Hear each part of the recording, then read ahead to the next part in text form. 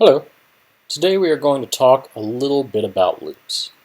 So, up until now, if I were to ask you to say, print the phrase hello 10 times to the screen, you don't have good tools to do that efficiently.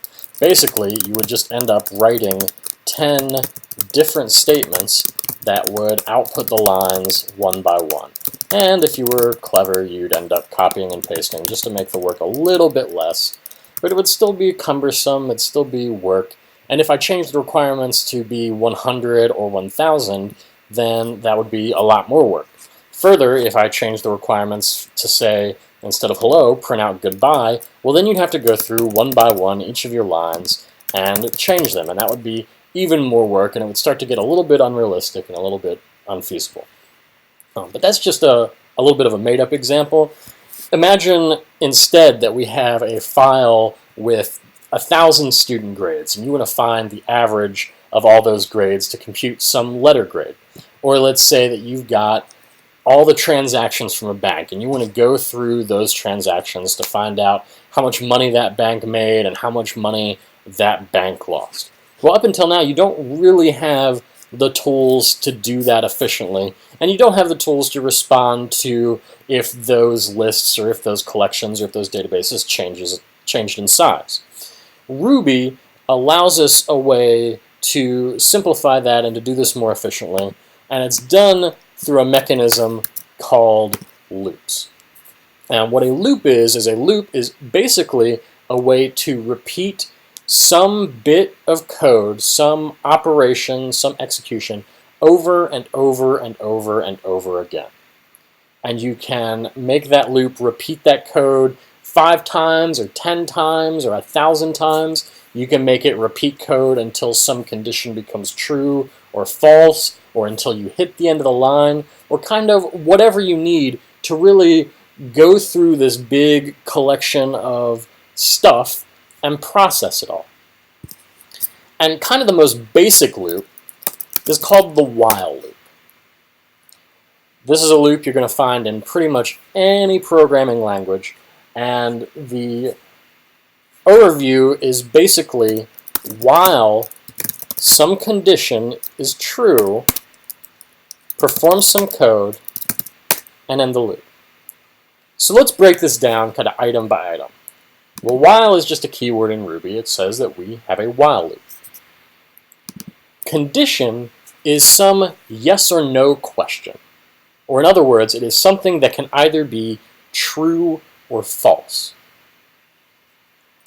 And then the code is what you want to repeat so long as that condition is true, or so long as that condition is yes. And how Ruby works is basically, every time you loop, it's going to check this condition. If the condition answers yes or true, it performs all the code up until the end. And then it loops back up to the top, to the while. And if that condition is true, it repeats the code. And just around and around and around it goes until eventually that condition becomes false and the loop stops and Ruby continues on with its way. So let's look at just a simple rudimentary example. While 10 is equal to 10.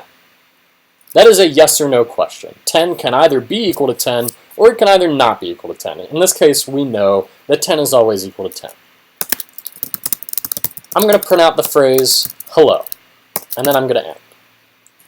Right, so this is saying while this question is true, repeat all this code, and then loop back around and ask this question again. And if it's true, repeat the code, loop back around, ask the question, repeat the code, and so on and so forth.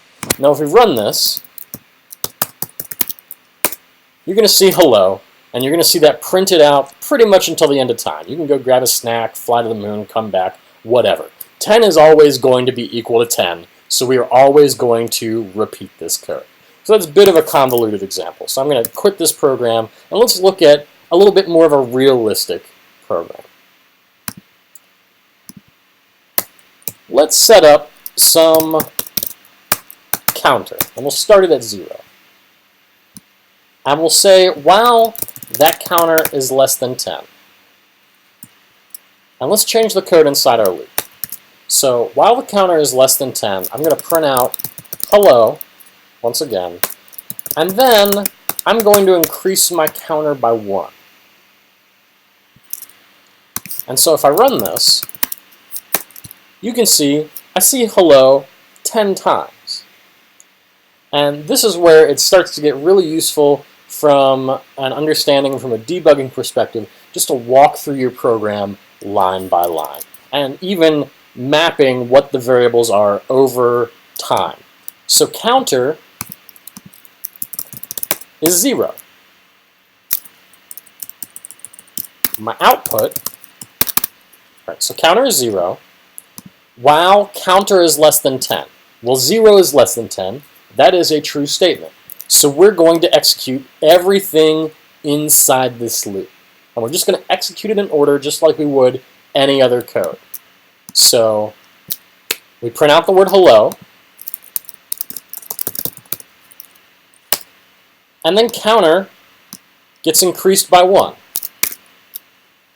right, so now we've hit the end of the loop, so we loop back around to the beginning, and we ask this question again. Well, 1 is less than 10, so my loop repeats. And I go on again, and I print out hello,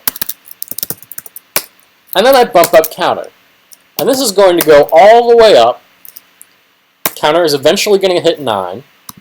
We're going to ask, well, 9 is less than 10. We repeat the loop. We get another hello. And now counter gets bumped up to 10. We go back to the beginning of the loop. 10 is no longer less than 10. That is no longer a true statement.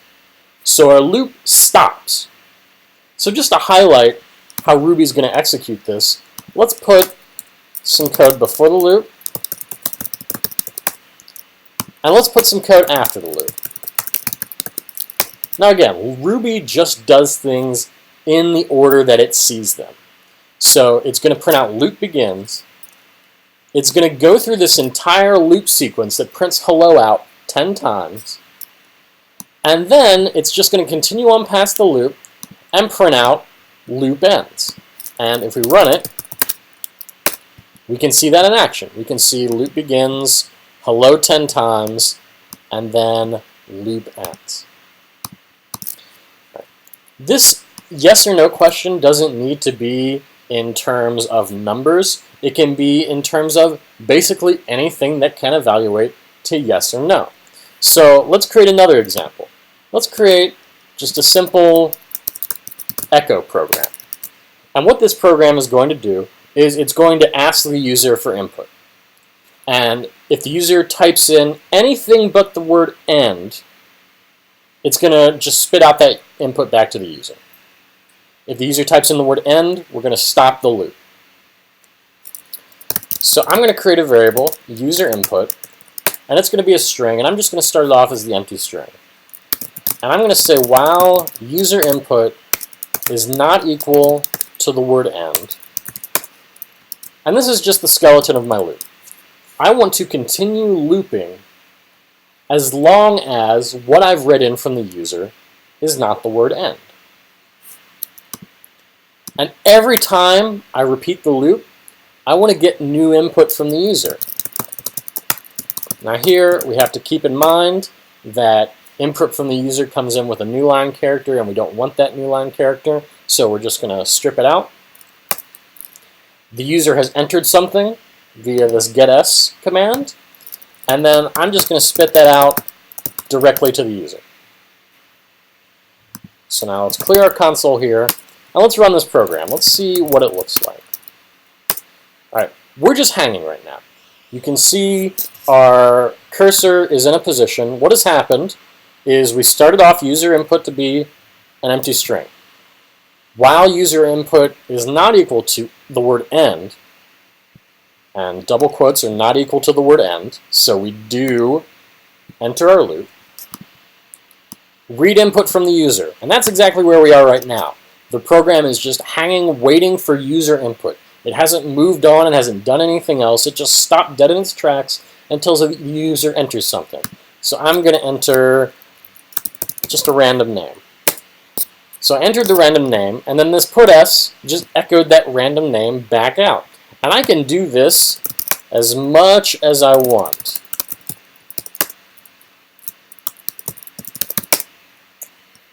Until, if I type in the word end, well, it still gets echoed out, because I still do that echo statement.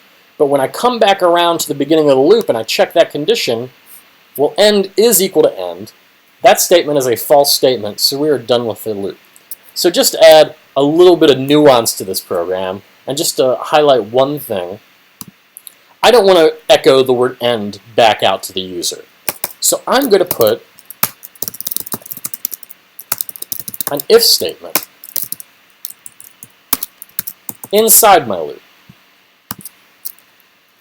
Now let's see, still going strong, but now end doesn't get echoed back out to the user. And that's because inside my loop, I have an if statement that says only do that echoing if user input is not equal to end. And if it is equal to end, we're just going to skip over that echo. So this is to illustrate kind of one fundamental aspect of loops, is that the code inside your loop can be as simple or as complex as it needs to be.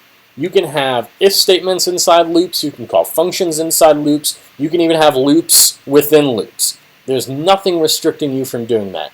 What you need to think about is what you want to be repeated over and over and over again, and you just need to make that happen. You need to think in terms of this repetition, what needs to be repeated, how it needs to be manipulated, and how it relates to the condition that might end the loop.